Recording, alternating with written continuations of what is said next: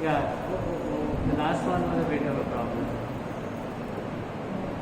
Good, good, very good. We are tilting in favor of neuropathy. That is why we are forgiving Dr. Vaishnavi for not examining the muscles properly. You did? Yes, but not film. Okay. Yeah, the muscle testing is even more important to film because that is more important evidence. Okay, tell us the. So the motor system, one is normal in both upper limbs and lower limbs. So one is normal in both upper limbs and lower limbs. Power in upper limbs, shoulder group of muscles. Supraspinatus, delta, infraspinatus, pectoralis major, rhomboides, serratus, anterior, valgus, petrosi.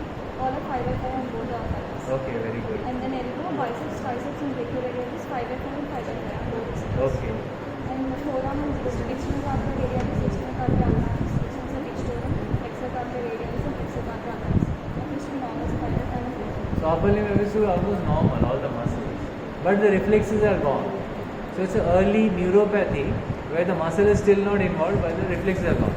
So it appears that reflexes are the first to go in a neuropathy before the motor is involved. Sensory is first to go. Sensory large fiber neuropathy causing loss of reflexes, and of course some sort of positive paresthesias. But any other sensory changes? Very important sensory changes. What would you? So what is the sensory system examination telling us? Normal. What about the joint position sense in the upper limb? Have you tested the index? I mean the ring finger joint position sense? She has not tested the upper limb joint position sense. That is why she is saying normal. Maybe that is also absent because the same large fibers are carrying it. What about vibration sense? Upper limb is normal? You are sure you have tested it? Which bone have you put your tuning for? The radius. Radius and olecranon. What about proximal part? Shoulder, yeah. Where will you put? Thoracoid process. Or the clavicular head. Any of those bony prominences you can put. So you're sure that the vibration was normal? Like you, yeah, you check. Was it 15 seconds? And they were saying you should be able to feel. Yeah, till that end means how much time? If he perceives only for 3 seconds. Somebody did a review and said it should be 15 seconds perception. And it was more than 15 seconds. So because of C, whether you are able to feel. Means when he said I am over, you tested it on your and you found that it is over. But how will you know that he is not lying there? He actually finished after 3 seconds only. And he said over. He did not say over. Then I should feel the vibration. Yeah, but you will only feel it when he says over. He is not said over. And it continues for 15 seconds. And then he gives it back. Yeah, so this is a limitation. That is why we have NCV. So, okay.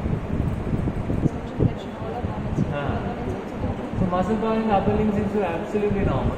Lower limb? Iliopsoas are not right. Iliopsoas appears to be 5 both sides. Oh, proximal, he is not able to get up from squatting, but his iliopsoas is normal. That is, iliopsoas is flexion of the hip joint. So flexion of the hip joint may not be important in getting up from squatting. What is important? Maximal, extensor of the hip joint. Because when you are squatting, it is already hyperflexed. So that is not important. But to extend it, you need the extensors. So the adductor femoris, gluteus medius, minimus maximus. I think it's more than 5 minutes. Lower leg and power is 5/5 on both sides. And foot extensor digitorum is 3/5. Extensor digitorum, flexor digitorum longus, and extensor hallucis longus 3/5. Okay, so look at this. Extensor hallucis longus, extensor of the knee joint. No. Flexor of the knee joint. Yeah, they're all behind. Extensor of the hip joint is behind. Flexor of the knee joint is behind. That is hamstring. Hamstrings are the flexors of the knee joint, isn't it? So the saddle anesthesia obviously is that region where you sit. You know, when you sit on a saddle, that gluteal region, which is, so it includes the anal canal area, the perianal area, the gluteal region. That is, and also part of the thighs, back of the thighs. So that is starting from S4, S3, S2. It is going like this. Yeah, concentric rigidity.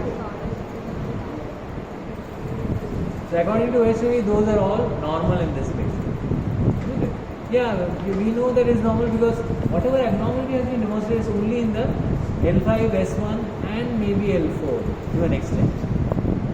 L5, S1, the calf muscles, even the thigh muscles are L5 partly and slightly L4, and gluteal muscles are again L5 or L4. L5.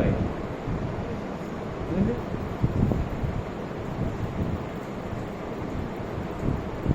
So these are the nerves which are involved, the roots. Is it the root or where from are these nerves being involved? So we know now some of the nerves which are involved, but where exactly is it involved we don't know. How to know? How to know whether it's the root or the stem of the nerves? So the nerve conduction velocity will tell us there. So F reflexes will tell us about the root, radicals are involved or not. H reflex will tell us about what? Once I have forgotten. Okay, yeah. Let's going from the receptor to the spinal cord and back is normal. If H reflex. So by showing H reflex, you are basically showing a very good reflex. Because using a knee hammer also we are doing that. We are trying to hit with the knee hammer and show that it's going like this, going to the spinal cord and coming back. So H reflex is nothing but a good knee hammer reflex. Now what about F reflex? As per you. You are the expert.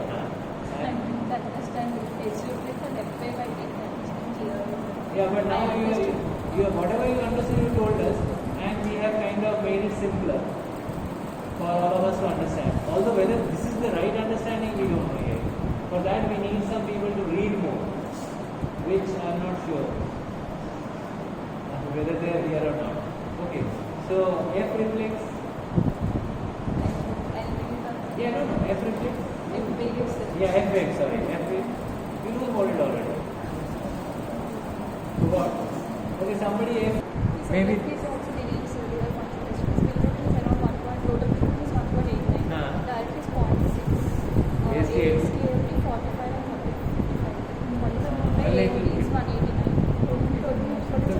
Very mild increase, not much, very mild increase. So that again is not telling us much.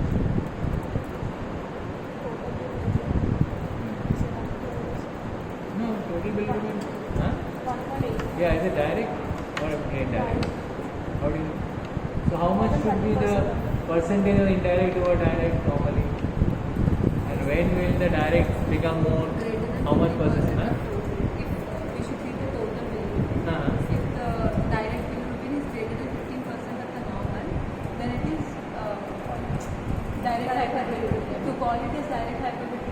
This is more than 15%. 15% of total. Total.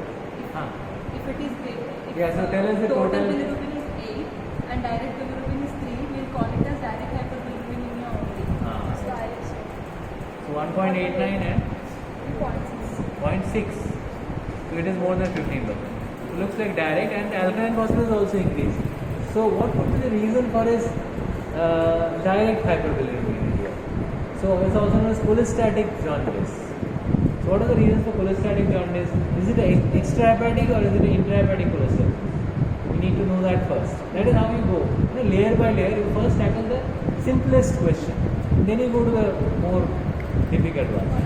So is it extrahepatic cholestasis or intrahepatic cholestasis? Extrahepatic cholestasis you have read in your books as surgical jaundice. Where at one point of time only surgeons used to handle it. But nowadays in the last 20-30 years, medicine people are handling it. So that is the bile ducts basically. So bile ducts can be handled better by the ERCP, which the medicine people are handling. So that term surgical jaundice is out. So extrahepatic cholestasis. So is it extrahepatic or intrahepatic? How will you know? Simple. Very simple. What investigation? Yeah, ultrasound. So what will you see in ultrasound, Aditya, to distinguish extrahepatic and intrahepatic? You must know. So when you put the probe on the liver with a gross extrahepatic cholestasis, the intrahepatic biliary radicals will be dilating. When there is externally it is blocked, the intrahepatic biliary radicals will be dilating. Very simple. So as soon as you put your probe on the liver, you will know. So this is extrahepatic.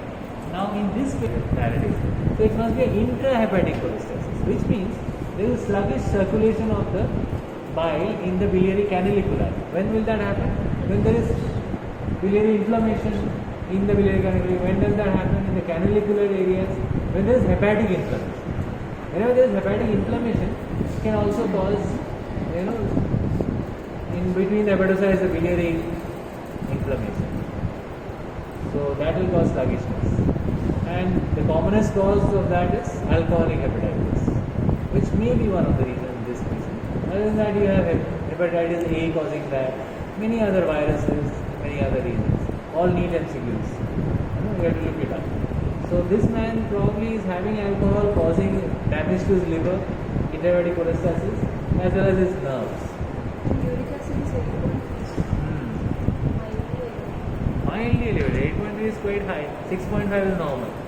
So, 5 to 7.2. okay, 3.0 to 7.2. So, what is the grade of severity of hyperuricemia? Is there anything like that? Anybody presenting the thesis will be able to tell us. Thesis in hyperuricemia. Who has it? Yeah. What is the severity? Is there any severity grade of hyperuricemia?